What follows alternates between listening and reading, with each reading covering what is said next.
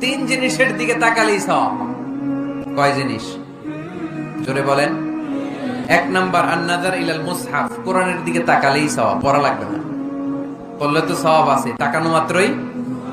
দুই নাম্বার আন-নাযার ইলা ওয়াজহিল ওয়ালিদাইন, মা বাবার চেহারা,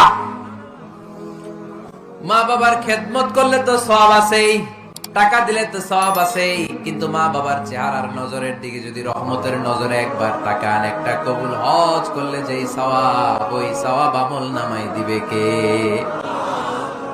তিনবার বললেন আল্লাহ রাসূল এই মায়ের কথা। কয়বার?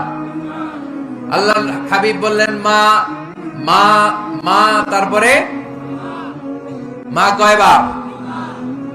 বাবা কয়বার? তার মানে ইসলাম মাকে দিয়েছে স্বর্ণ পদক, ইসলাম মাকে দিয়েছে রৌপ্য পদক, ইসলাম মাকে দিয়েছে ব্রোঞ্জ পদক, বাবাকে দিয়েছে সান্ত্বনা পুরস্কার।